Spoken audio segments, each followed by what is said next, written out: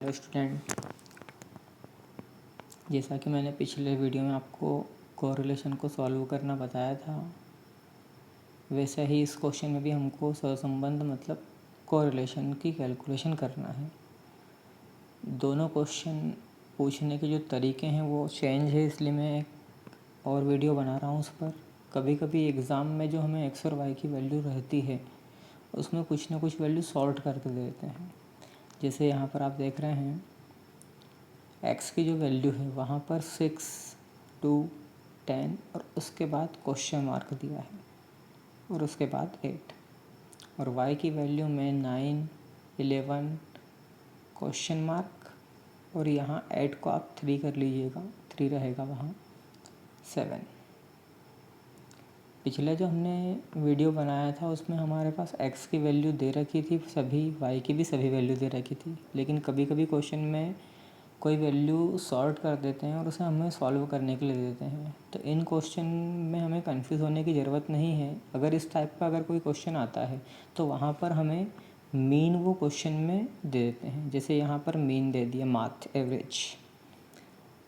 X का जो mean है वो 6 है और वाई का मीन है 8। जैसे पिछले क्वेश्चन में हमने मीन निकालना सीखा था। मीन सभी संख्याओं के टोटल को नंबर ऑफ़ डिजिट से डिवाइड करने के बाद आता है। तो यहाँ पर जो भी वैल्यू सॉल्ट है उसको हम इजीली निकाल सकते हैं। जैसे यहाँ पर एक्स की वैल्यू जो है उसका मीन दे रखा है 6। अब 6 दे रखा है इनटू नंबर ऑफ़ डिजिट हम काउंट करते हैं तो नंबर ऑफ़ डिजिट 1, 2, 3, 4, 5 डिजिट है। 6 में हम 5 का मल्टीप्लाई करेंगे, आपके पास वैल्यू आएगी 30। इस 30 में से आपको माइनस करना है जो भी एक्स की वैल्यू हमारे पास टोटल है।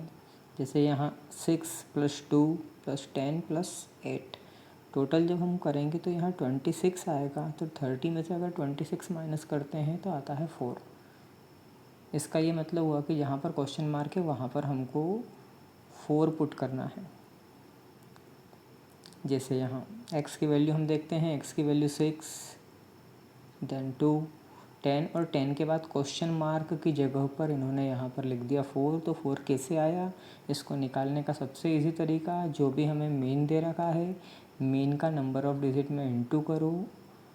इंटू करने पे जो नंबर आएगा उसको जितने भी नंबर दे रखे उसको टोटल करने के बाद उस नंबर में से माइनस कर देंगे। माइनस करने पे जो भी डिजिट बच रहा है वहाँ पर जो भी क्वेश्चन मार्क है वहाँ पर वो डिजिट हमें लिखना पड़ेगा। तो यहाँ पर क्वेश्चन मार्क की जगह पर 8 आया है, 4 आया है। सेम ऐसा का ऐसा हम वाई वाले कॉलम में भी करेंगे। वाई का जो मीन दे रखा है वो दे रखा है 8। अब जब हम 8 में 5 का मल्टीप्लाई करेंगे तो आता है 40। 40 में से आपको 9, 11, 8 और 7, यहाँ पर 8 को आपको 3 करना है क्योंकि क्वेश्चन में 8 लिखा है, लेकिन जब इन्होंने सॉल्व किया है तो 3, तो हम उसको 3 मान के करेंगे। तो 9 और 11 20 होता है, 20 और 3 23, 23 और 7 30। अगर 40 में से हम 30 माइनस करते हैं तो बचता है 10। तो y की जो वैल्यू होगी, जो शॉर्ट वैल्यू है वहाँ पर कितना आएगा 10। पहली वैल्यू 9, 9 की जगह पर 9, सेकेंड 11, 11 की जगह पर 11, उसके बाद क्वेश्चन मार्क की जगह पर 10 कैसे आया। हम पहले मीन का नंबर ऑफ़ डिजिट में मल्टीप्लाई करेंगे, मल्टीप्लाई करने के बाद जितने नंबर क्वेश्चन में दिए वो माइनस करेंगे। माइनस करने के बाद जो भी डिजिट बचेगा वही हमारा क्वेश्चन मार्क की जगह पर लिखाने वाला डिजिट होगा। तो ये क्वेश्चन अब सेम आपका पिछले क्वेश्चन जैसा बन चुका है। एक्स और वाई की वैल्यू हमारे पास आ चुकी है। अब जैसे पिछले लेक्चर में मैंने आपको बताया था कि 7 टोटल कॉलम हमें बनाना है। एक्स और वाई की वैल्यू हमें क्वेश्चन में दे रखेंगे। हमें dx² dy² और dx इंटू dy बनाना है। dx हम कैसे बनाएं, तो dx हमें कैसे बनाना इसके लिए हमें पता है। पिछले क्वेश्चन में हमको मीन निकालना पड़ा था। यहाँ पर मीन हमको दे रखा है, एक्स का मीन कितना है 6। तो कभी कभी तो हम उसी मीन से भी निकाल सकते हैं और कभी कभी हमारे मन से भी डिजिट देख सकते हैं। तो इन्होंने ये जो क्वेश्चन सॉल्व किया है वो इन्होंने डेविएशन ले रखा है 4 से। फार्मूला इसका मैंने आपको बताया था, x में से x बार को माइनस करना है।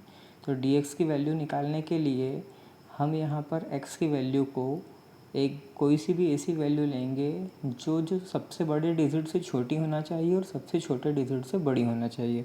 तो सबसे छोटा डिजिट यहाँ पे हमें दिख रहा है 2, और सबसे बड़ा डिजिट दिख रहा है 10। तो यहाँ पर हम 5, 4, 6 कुछ भी वैल्यू ले सकते हैं। तो इन्होंने जो सॉल्व करा है क्वेश्चन यहाँ बुक में वो है 4। तो 4 से हम इसका डेविएशन करते हैं। अब डेविएशन कैसे हुआ, तो देखिए 6 माइनस अगर हम 4 करते हैं तो आता है 2।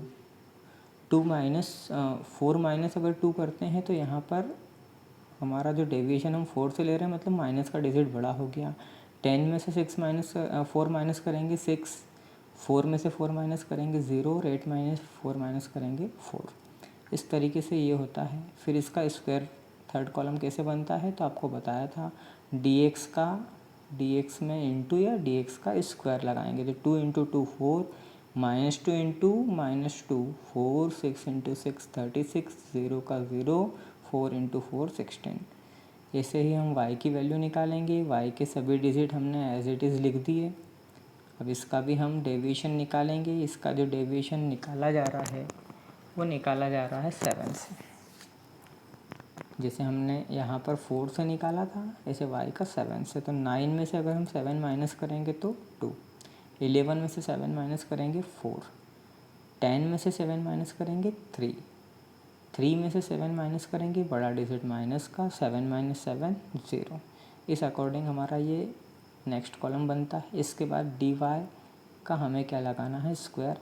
तो dy का स्क्वायर मतलब जो भी डिजिट दिख रहा है उसका स्क्वायर लगा देंगे। 2 इंटू 2 4, 4 इंटू 4 16, 3 इंटू 3 9, 4 इंटू 4 16, 0 का 0। उसके बाद आपको बताया था मैंने, नहीं याद रहे तो 2 कॉलम सेकेंड कॉलम में फिफ्थ कॉलम का मल्टीप्लाई करना है। और सेकेंड कॉलम में फिफ्थ कॉलम का जब मल्टीप्लाई होता है तो सेकेंड कॉलम का जो डिजिट होता है उसको हम बोलते हैं dx dy। तो नाम दिया जाता है dx इंटू dy। इस अकॉर्डिंग हमारी टेबल तैयार हो जाती है। टेबल तैयार होने के बाद आपको वही फार्मूला लगाना है जो मैंने आपको पिछले लेक्चर में बताया था। 7th कॉलम अपॉन में रूट के अंदर 3rd column into 6th column. इस अकॉर्डिंग आपको इसको आगे भी सॉल्व करना है। Thank you.